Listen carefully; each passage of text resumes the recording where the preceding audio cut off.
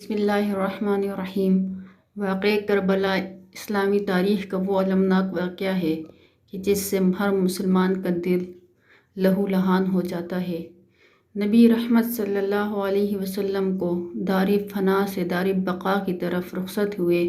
ابھی چند ہی عرصہ ہوا تھا، 50 ہی برس گزرے تھے کہ 61 سنہ ہجری میں عراق کے شہر کوفہ سے کچھ فاصلے پر کربلا کے مقام پر لشکر یزید نے فرزند رسول صلی اللہ علیہ وسلم حضرت امام حسین رضی اللہ کو سفر کی حالت میں ان کے اہل و عیال اور رفقا سمیت تیغ جفا سے شہید کر دیا۔ خلافت راشدہ کا 30 سالہ دور حضرت امام حسن رضی اللہ عنہ پر مکمل ہو چکا اور پھر ملوکیت بادشاہت کی ابتدا حضرت امیر معاویہ سے ہوئی۔ جب 60 سنہ ہجری میں حضرت سیدنا امیر معاویہ کا انتقال ہوا اور یزید ان کا جان نشین بنا،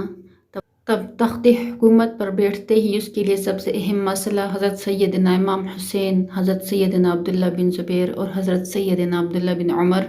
رضی اللہ تعالیٰ عنہم سے بیعت لینے کا تھا۔ کیونکہ ان حضرات نے یزید کو امیر معاویہ کا ولی عہد تسلیم نہیں کیا تھا، اس کے علاوہ ان حضرات سے یزید کو یہ بھی خطرہ تھا کہ کہیں ان میں کوئی خلافت کا دعویٰ نہ کر دے اور کہیں ایسا نہ ہو کہ سارا حجاز مقدس میرے خلاف کھڑا ہو، جبکہ حضرت سیدنا امام حسین رضی اللہ تعالیٰ عنہ کے دعوی خلافت کی صورت میں عراق میں بھی بغاوت کا سخت اندیشہ تھا۔ ان وجوہ کی بنا پر یزید کے پیش نظر سب سے بڑا مسئلہ اپنی حکومت کی بقا اور اسے تحفظ دینا تھا، لہٰذا اس نے ان حضرات مقدسہ سے بیعت لینا ضروری سمجھا۔ چنانچہ اس نے مدینہ منورہ کے گورنر ولید بن عقبہ کو حضرت سیدنا امیر معاویہ رضی اللہ تعالیٰ عنہ کی وفات کی خبر دی اور ساتھ ہی ان حضرات مقدسہ سے بیعت لینے کے لیے سخت تاکیدی حکم بھیجا۔ ولید نے حضرت سیدنا امام حسین رضی اللہ تعالیٰ عنہ کو حضرت سیدنا امیر معاویہ کی وفات کی خبر دی اور یزید کی بیعت کے لیے کہا۔ آپ رضی اللہ تعالیٰ عنہ نے تعزیت کے بعد فرمایا کہ میرے جیسا آدمی اس طرح چھپ کر بیعت نہیں کر سکتا اور نہ میرے لیے اس طرح چھپ کر بیعت کرنا مناسب ہے۔ اگر آپ باہر نکل کر عام لوگوں کو ساتھ ہمیں بھی دعوت دیں تو یہ مناسب ہوگا۔ یزید کی بیعت حضرت سیدنا امام حسین کو قلبی طور پر سخت ناپسند تھی، کیونکہ وہ نااہل تھا اور اس کا تقرر بھی خلفائے راشدین کے اسلامی طریقہ انتخاب کے بالکل خلاف ہوا تھا، اس لیے آپ احتجاجاً اس کے خلاف تھے، اور دوسری طرف حالات اجازت نہیں دے رہے تھے کہ آپ علی اعلان اس کے خلاف بلند آواز کریں، لہٰذا آپ نے اپنے اہل و عیال اور عزیز و اقارب کو ساتھ لے کر مدینہ منورہ سے مکہ مکرمہ کی طرف ہجرت فرما لی۔ آپ رضی اللہ عنہ کے مکہ مکرمہ پہنچنے کی خبر سن کر لوگ جوگ در جوگ آپ کی خدمت میں حاضر ہو کر زیارت کا شرف حاصل کرنے لگے۔ جب اہل کوفہ کو حضرت سیدنا امیر معاویہ کے انتقال کی خبر ملی اور انہیں اس بات کا علم ہوا کہ حضرت سیدنا امام حسین نے یزید کی بیعت سے انکار کر دیا ہے، تو انہوں نے حضرت سیدنا امام حسین کے نام ہزاروں کی تعداد میں خطوط لکھے کہ آپ جلد از جلد کوفہ تشریف لے آئیے، مسند خلافت آپ کے لیے خالی ہے، ہمارے اموال اور ہماری گردنیں آپ کے لیے حاضر ہیں، سب کے سب آپ کے منتظر و مشتاق ہیں، آپ کے سوا کوئی ہمارا پیشوا اور امام نہیں، آپ کی مدد کے لیے یہاں لشکر مہیا و حاضر ہے۔ امام عالی مقام نے جب اہل کوفہ کے خطوط و وفود میں ان کے جذبات عقیدت و محبت، جان و مال قربان کرنے کی تمناؤں اور کوفہ آنے کی التجاؤں کو دیکھا تو فیصلہ کیا کہ سب سے پہلے اپنے چچا زاد بھائی حضرت مسلم بالعقیل کو حالات معلوم کرنے کے لیے کوفہ بھیجا جائے۔ چنانچہ آپ نے کوفہ کے نام ایک خط دیا اور فرمایا کہ آپ کوفہ جا کر بذات خود براہ راست حالات کا صحیح اندازہ لگا کر ہمیں اطلاع دیجیے، اگر حالات سازگار ہوں تو میں بھی آ جاؤں گا اور اگر حالات نامناسب ہوں تو آپ بھی واپس تشریف لے آئیے۔ کوفہ تشریف لے جانا امام حسین کی شرعی مجبوری تھی۔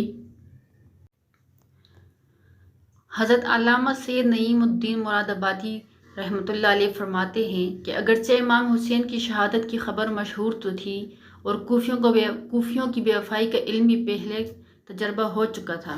مگر جب یزید بادشاہ بن گیا تو اس کی حکومت و سلطنت دین اسلام کے لیے خطرہ تھی اور اسی سبب سے اس کی بیعت ناروا تھی اور طرح طرح کے تدبیروں اور حیلوں سے چاہتا تھا کہ لوگ اس کی بیعت کریں۔ ان حالات میں کوفیوں کا بپا سے ملت یزید کی بیعت سے دستکشی کرنا اور حضرت امام حسین رضی اللہ تعالیٰ عنہ سے طالب بیعت ہونا امام پر لازم کرتا تھا کہ ان کی درخواست قبول فرمائیں۔ جب ایک قوم ظالم اور فاسق کی بیعت پر راضی نہ ہو اور صاحب استحقاق اہل درخواست سے بیعت کرے، اس پر اگر وہ ان کی استدعا قبول نہ کرے تو اس کے یہ معنی ہوتے ہیں کہ وہ اس قوم کو اس جابر ہی کے حوالے کرنا چاہتا ہے۔ لہٰذا امام حسین رضی اللہ تعالیٰ عنہ اگر اس وقت کوفیوں کی درخواست قبول نہ فرماتے تو بارگاہ الہی میں کوفیوں کے اس مطالبہ کا امام حسین رضی اللہ عنہ کے پاس کیا جواب ہوتا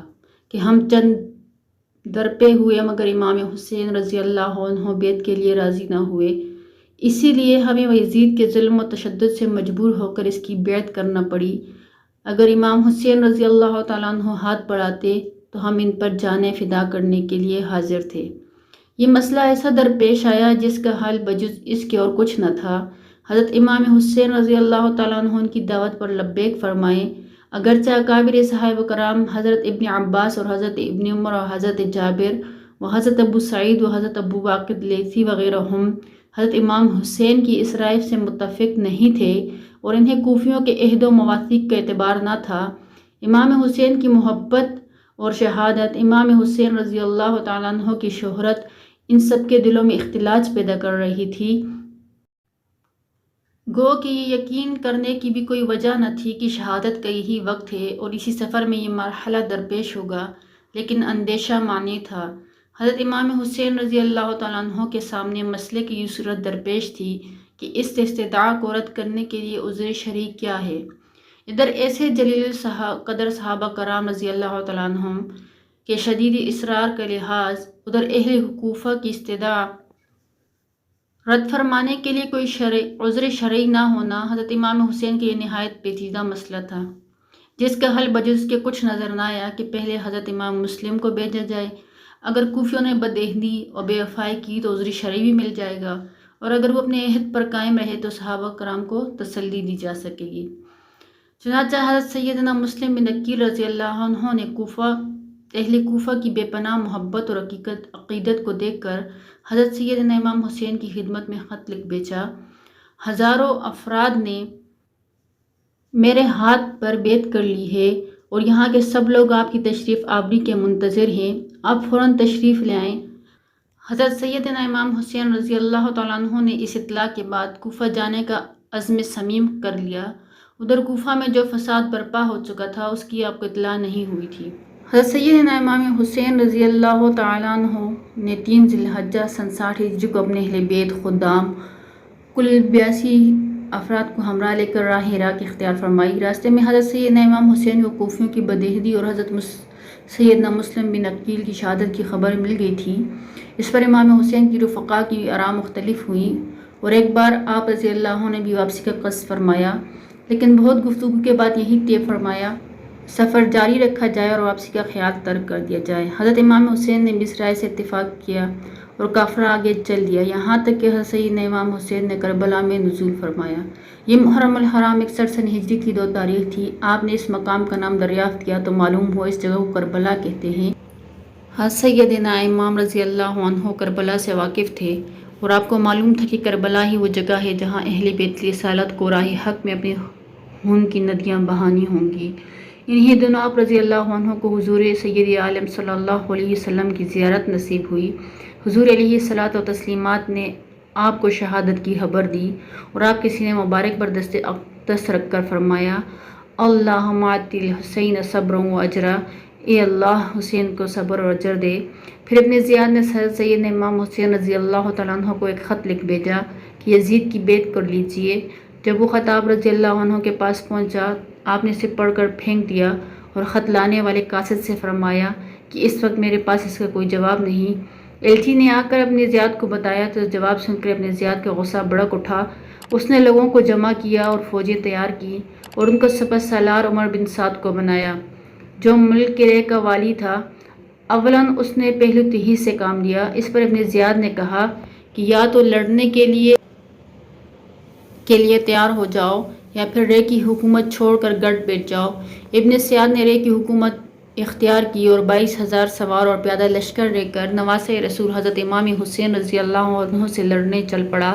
یہاں تک کہ یہ لوگ دریائے فرات کے کنارے پر قابض ہو کر قافلے سیدنا امام حسین اور پانی کے درمیان حائل ہو گئے۔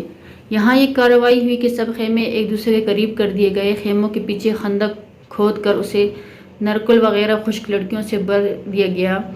اب امام حسین کے رفقا ان کاموں سے فارغ ہو کر حضرت سیدنا امام حسین کی خدمت میں حاضر ہوئے اور سیدنا امام رضی اللہ تعالیٰ عنہ اپنے اہل اور ساتھیوں سے فرما رہے تھے کہ صبح دشمن سے ہمارا مقابلہ ہے، میں نے بخوشی تمام تم سب کو اجازت دی ہے، ابھی رات باقی ہے، جہاں جگہ پاؤ چلے جاؤ اور ایک ایک شخص میرے اہل بیت میں سے ایک ایک کو ساتھ لے جائے، اللہ عز و جل تم سب کو جزائے خیر دے، دیہات و بلاد متفرق ہو جاؤ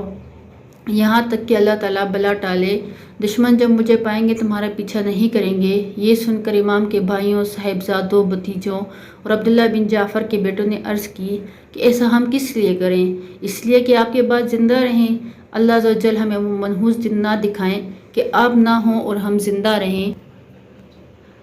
یہاں تک کہ ابن سعد نے اپنے لشکر کے ساتھ امام حسین اور آپ کے رفقا پر حملہ کر دیا اور آپ کے رفقا اور احباب اور برادران اور شہزادگان ایک ایک کر کے شہید ہوتے چلے گئے، تقریباً 50 سے زائد افراد شہید ہو گئے اور بالآخر حضرت سیدنا امام حسین رضی اللہ تعالیٰ عنہ کو بھی بڑی بے دردی کے ساتھ